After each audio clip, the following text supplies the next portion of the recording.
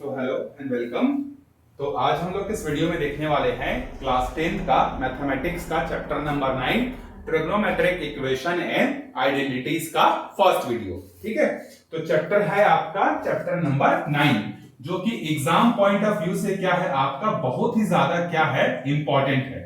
और जो भी स्टूडेंट क्लास 10th के बाद 11 12 से मैथ्स लेकर आगे पढ़ना चाहते हैं उनके लिए तो ये और मोस्ट है। ठीक है, जो मैथ्स की दुनिया में रहना चाहते हैं उनके लिए ट्रिग्नोमेट्रिक डायरेक्टली या इनडायरेक्टली ये हमेशा आपको सिलेबस में जो है देखने को मिलेगा 11th के 12th के फर्स्ट ईयर सेकंड ईयर जब भी पढ़ेंगे। ठीक है, तो और ये एग्जाम पॉइंट ऑफ व्यू से भी क्या है बहुत इंपॉर्टेंट है, अच्छे से इसको समझिए। बहुत लोगों को क्या होता है ट्रिग्नोमेट्री में बहुत सारा दिक्कत होता है। दिक्कत इसलिए होता है क्योंकि उनको जो बेसिक चीजें होती है ना वो क्लियर नहीं रहती है। ठीक है, अगर बेसिक चीजें क्लियर रहेंगी तो ट्रिग्नोमेट्री भी क्या हो जाएगा समझना जो है हमारे लिए आसान हो जाएगा। तो चैप्टर का नाम है ट्रिग्नोमेट्रिक इक्वेशन एंड आइडेंटिटीज। ठीक है, अब क्या होते हैं इक्वेशन, क्या होते हैं आइडेंटिटीज, ये हम लोग जैसे जैसे वीडियो में आगे बढ़ते जाएंगे तो वहां पर जो है हम लोग इसको समझेंगे। पहले देखते हैं ट्रिग्नोमेट्री होता क्या है। तो जो ट्रिग्नोमेट्री है ना, अगर मैं ट्रिग्नोमेट्रिक वर्ड की बात करूं तो ये दो वर्ड से आपका मिलकर बना है। एक है आपका ट्रिग्नो और दूसरा है आपका क्या मेट्रिक। ठीक है, या आप बोल सकते हैं मैट्रिक्स।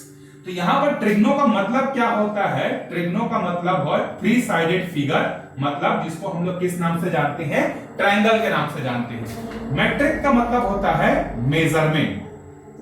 तो ट्रिग्नोमेट्री क्या हो गया, ट्रिग्नोमेट्री मैथ्स का वो सेक्शन हो गया, ये वो ब्रांच हो गया जहां पर हम लोग ट्रायंगल्स का क्या करते हैं मेजरमेंट करते हैं।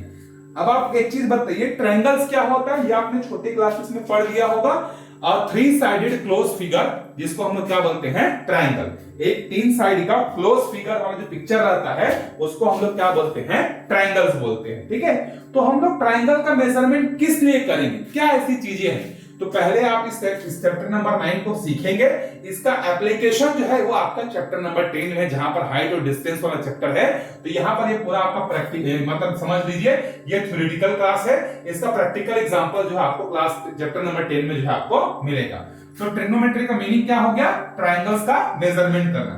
तो हम लोग ट्रायंगल में क्या क्या चीज का मेजरमेंट करते हैं देखिए। तो हम लोग ट्रायंगल्स में जो है किसका मेजरमेंट कर सकते हैं, एंगल्स का करते हैं। ठीक है, और किसका करते हैं साइड का करते हैं। तो अब यहां पर क्या है, एक और चीज आपको ध्यान रखना है, जो भी हम लोग इस चैप्टर में पढ़ेंगे या ट्रिग्नोमेट्री में जब भी हम लोग क्या करेंगे किसी भी ट्रायंगल की बात करेंगे तो वहां पर हम लोग हमेशा किस ट्रायंगल की बात करेंगे, राइट एंगल ट्रायंगल की जो है हम लोग बात करेंगे। ठीक है, हम लोग हर चीज में जो है फॉर्मूला लगाएंगे तो ये मानकर लगाएंगे कि वो जो ट्रायंगल की जो बात की जा रही है वो कैसा ट्रायंगल है, राइट एंगल ट्रायंगल। तो राइट एंगल ट्रायंगल के सारे कंसेप्ट सारे फॉर्मूले ये एप्लीकेबल, मतलब ट्रिग्नोमेट्री के सारे कंसेप्ट सारे फॉर्मूले ये एप्लीकेबल होते हैं only for right angle triangle. इसके अलावा स्क्लेन ट्रायंगल हो गया, आइसोसेलेस हो गया, ये सब चीजों के लिए जो है ये आपका जो है फॉर्मूला जो है काम पे नहीं आता है। ठीक है, चलिए अब आगे बढ़ते हैं। पहला चीज हम लोग देखते हैं राइट एंगल ट्रायंगल जो है क्या होता है। आप सबको मालूम भी होगा, एक ऐसा ट्रायंगल जिसका एक एंगल आपका क्या होगा 90 डिग्री होगा और बाकी दोनों का जो समेशन है वो कितना होगा 90 डिग्री होगा, उसको हम लोग बोलते हैं राइट एंगल ट्रायंगल। जैसे ये आपका 90 डिग्री है और बाकी जो दो एंगल यहां पर बने वो दोनों एंगल का समेशन भी कितना होना चाहिए 90। तो ये दो को मिलाकर 90 होना चाहिए और एक अकेला कितना होना चाहिए 90। और ट्रायंगल के तीनों एंगल का समेशन कितना होता है 180 होता है। ठीक है, अब देखिए यहां पर ये जो आपको दिख रहे हैं ए बी बी सी सी ए, इसको हम लोग बोलते हैं क्या साइड्स बोलते हैं। तो ट्रायंगल में कितने साइड होते हैं, तीन साइड। देखिए यहां पर एक है आपका ए बी साइड, एक है आपका बी सी साइड और तीसरा आप बोल सकते हैं सी ए या फिर ए सी साइड। ठीक है, जो 90 डिग्री होता है वो सबसे बड़ा ट्रायंगल का सबसे बड़ा एंगल है। 90 डिग्री के सामने वाला जो साइड होता है मतलब ये जो AC है इसको हम लोग बोलते हैं हाइपोटेनियस, जो है इसको हम लोग बोलते हैं। ठीक है, और जिस पर जो है एंगल बना होता है 90 के सामने वाला, अगर हम लोग इसको एंगल मान के चलते हैं तो जो BC साइड है वो आपका क्या कहलाएगा, बेस कहलाएगा। और जो बचा तीसरा साइड वो ट्रायंगल में क्या कहलाता है आपका परपेंडिकुलर। तो अगर आप एंगल इसको मानेंगे तो ये बेस बनेगा और ये परपेंडिकुलर बनेगा। लेकिन अगर आप एंगल इसको मान के चल रहे हैं तो ये आपका बेस हो जाएगा और ये आपका क्या हो जाएगा, परपेंडिकुलर। मतलब कहने का तात्पर्य ये है कि अगर आप राइट एंगल ट्राइंगल में ये तो 90 हो गया, ये मान लेते हैं ए है, ये मान लेते हैं बी और ये सी है। अभी एंगल जो है आप किसको मान रहे हो, थीटा। तो उस केस में ये जो साइड है ना ये आपका बेस होगा, ये परपेंडिकुलर होगा और this will be your hypotenuse. ठीक है, तो ट्रायंगल के 3 साइड्स के नाम आप समझ गए। 90 के सामने वाला जो साइड होता है वो हाइपोटेनियस होता है, which is the longest side of all of the above. ठीक है, तीनों साइड्स में से सबसे बड़ा साइड किसका होता है, हाइपोटेनियस का।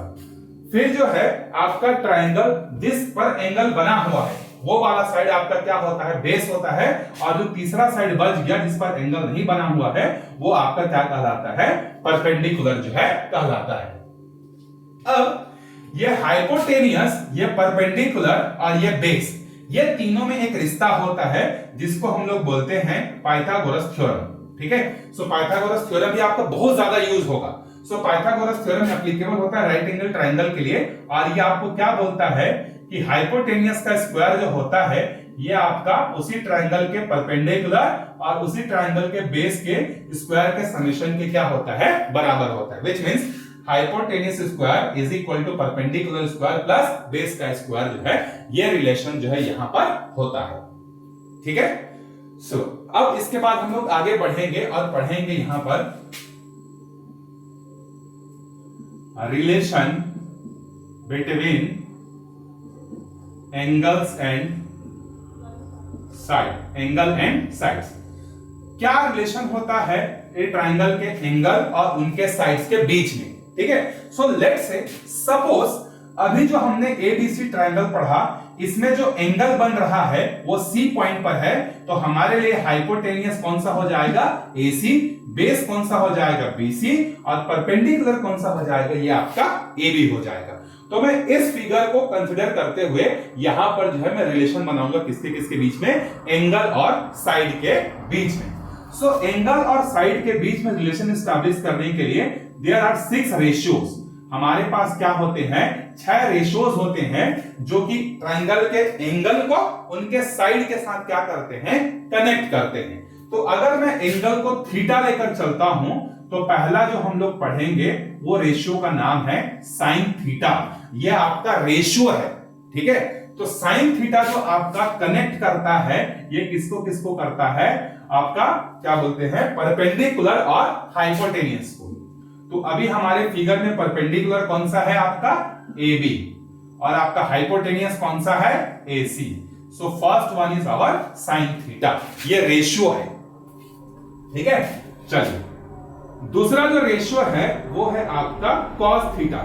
यहां पर जरूरी नहीं है कि थीटा ही होगा, अगर आप इस एंगल का नाम X Y Z alpha beta gamma रख देंगे ना तो ये आपका sine alpha cos alpha sine beta cos beta ऐसा भी हो जाएगा। तो यहां पर जरूरी नहीं है कि हमेशा साइन थीटा के फॉर्मेट में ही आपको याद रखना है। ठीक है, आपका जो भी एंगल का नाम दिया रहेगा आप उस एंगल के नाम से रखेंगे।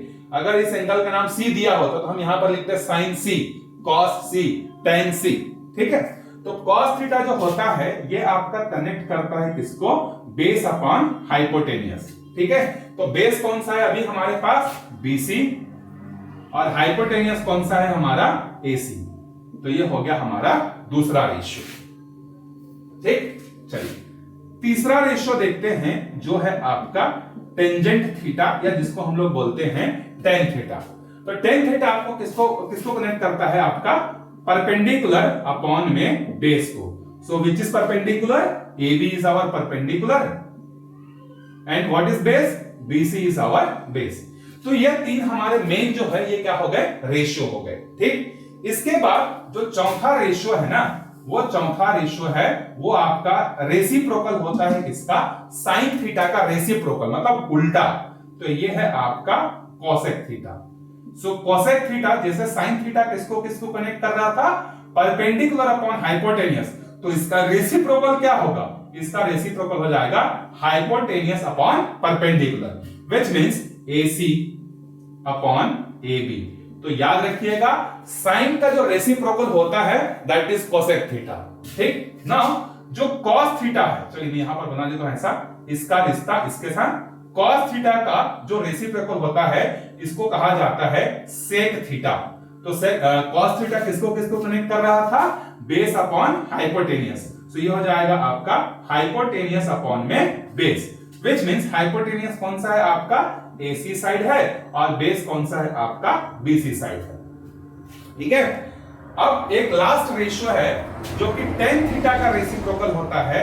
tan थीटा का रेसिप्रोकल मतलब उसका जो अपोजिट या उसका उल्टा होता है, जिसको कहा जाता है cot थीटा। सो cot थीटा किसको किसको कनेक्ट करेगा, base upon perpendicular. So base कौन सा है हमारा, BC, और परपेंडिकुलर कौन सा है आपका, AB। ठीक है, तो आप ट्रायंगल के साइड और एंगल, इन तीनों में आप ये 6 रिश्ता जो है देख सकते हैं।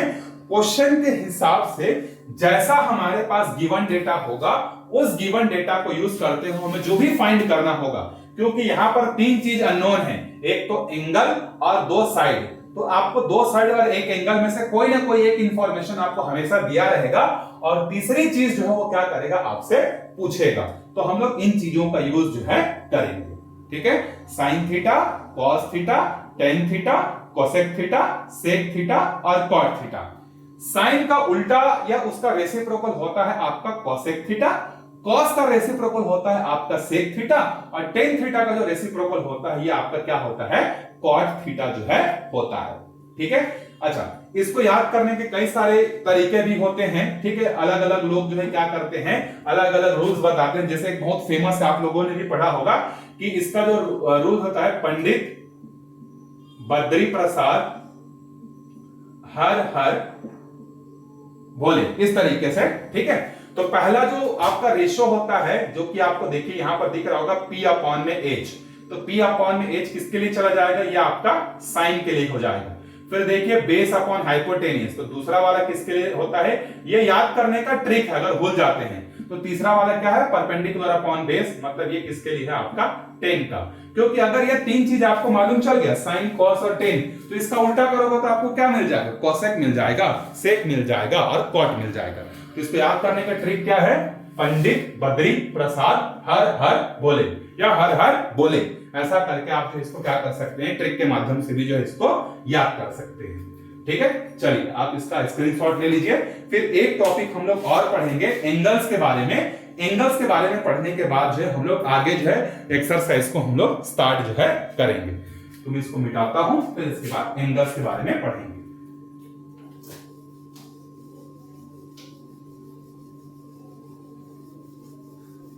ये चैप्टर को आप बिल्कुल भी स्किप नहीं करिए, या आपको एग्जाम में आपको बहुत मार्क्स देगा। इजी क्वेश्चन आएगा यहाँ से, और एक टफ क्वेश्चन भी पूछा जा सकता है। ठीक है, और जो खासकर जो आगे 11-12 में मैथ्स लेकर पढ़ना चाहते हैं वो तो और इसको बहुत अच्छे से पढ़ के रखिए, इसका एकदम छोटा छोटा कंसेप्ट को समझ कर रखिए, ताकि आपका 11-12 जो है क्या हो सके, आपके लिए आसान हो सके।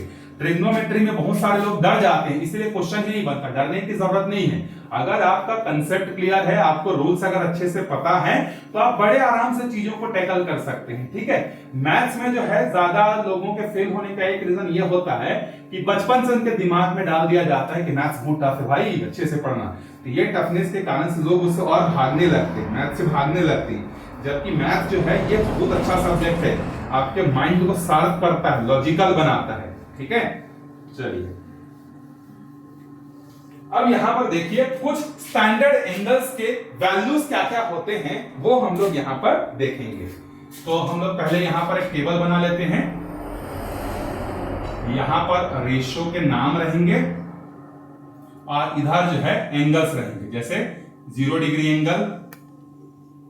ठीक है, ये स्टैंडर्ड एंगल्स है ना, जो कि आपको काम आएंगे। 30 डिग्री का एंगल, 45 डिग्री का एंगल, 60 डिग्री का एंगल, एंड लार्ज स्मॉल और 90 डिग्री। क्लास 10th में आपको ये 5 एंगल से आपका काम जो है चल जाए। ठीक है,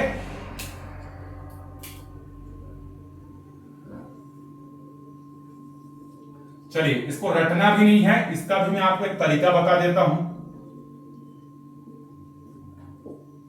देखिए पहला रेशो जो था हमारा वो क्या था, साइन थीटा। ठीक है, चलिए अब इसको याद कैसे रखना है, ध्यान से देखिएगा। पहले आप यहां पर लिख लीजिए 0, 1 2 3 4। पहले स्टेप में क्या करना है, 0 1 2 3 4 लिख देना है। फिर आपको क्या करना है, सबको जो है 4 से डिवाइड करना है। ठीक है, तो ये क्या हो जाएगा, डिवाइड करने के बाद आपको क्या करना है, उसका स्क्वायर रूट लेना है। तो 0 अपॉन में 4 करेंगे तो क्या आएगा 0, और 0 का स्क्वायर रूट क्या हो जाएगा 0। इसका मतलब साइन 0 डिग्री की वैल्यू कितनी होती है 0। अब 1/2 का अगर स्क्वायर रूट लेंगे तो ये क्या बन के आएगा, 1 का 1 और 4 क्या बन के आएगा 1/2। तो 1/2 किसकी वैल्यू है, साइन 30 डिग्री की। तो साइन 30 डिग्री की वैल्यू कितनी होती है, अगर पूछेगा तो कितना बोलोगे 1/2। इसको सॉल्व करेंगे तो यह आएगा आपका 1/2, और इसका जब स्क्वायर रूट लेंगे तो इसका स्क्वायर रूट तो कुछ आएगा ही नहीं, यही वापस आ जाएगा, क्योंकि 1 किसी का स्क्वायर रूट नहीं है, ना ही 2 किसी का स्क्वायर रूट है। तो साइन 45 डिग्री की वैल्यू कितनी होती है, √1/2 जो है होती है। या आप इसको चाहो तो 1 का रूट क्या होता है 1, तो 1/√2 भी जो है कर सकते हो। तो साइन 45 डिग्री की वैल्यू कितनी हो गई 1/√2। 3/4 का जब स्क्वायर रूट लेंगे तो 3 का तो कोई स्क्वायर रूट होता नहीं, 4 क्या बन के बाहर निकलेगा 3/2। तो साइन जो है 60 डिग्री की वैल्यू कितनी होती है √3/2। 4/4 मतलब क्या हो जाएगा 1 का स्क्वायर रूट क्या हो जाएगा 1। ठीक है, तो चलिए sine 0 degree 0, sine 30 degree 1/2, sine 45 degree 1/√2, sine 60 degree √3/2, sine 90 degree 1। बस आपको यही चीज याद करनी, बाकी आपको बहुत आसान हो जाएगा। देखिए अगर आपको कॉस का निकालना है, क्या करो सीक्वेंस को उल्टा कर दो।